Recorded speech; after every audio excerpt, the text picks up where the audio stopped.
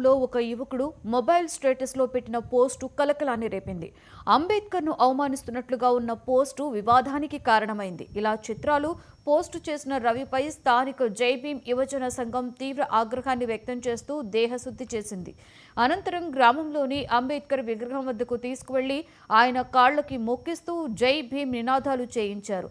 ఈ ఘటనపై దెబ్బలు తిన్న రవి తాండూర్ పిఎస్లో జై భీమ్ కమిటీపై ఫిర్యాదు చేసినట్లుగా తెలిసింది.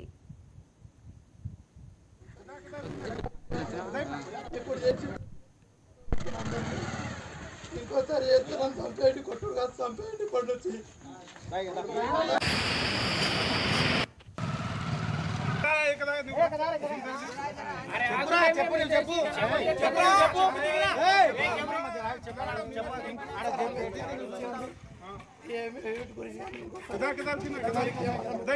ఇప్పుడు చేసిన దానికి నీకు క్షమపణ ఊరుకున్నా అందరినీ. ఇంకోసారి చేస్తున్నాను చంపేయండి, కొట్టుడు కాదు చంపేయండి పండుచ్చి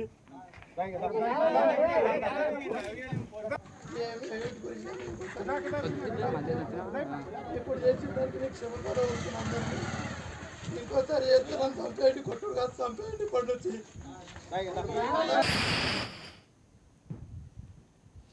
పశ్చిమ గోదావరి జిల్లాకు చెందిన నలుగురు జెడ్పీ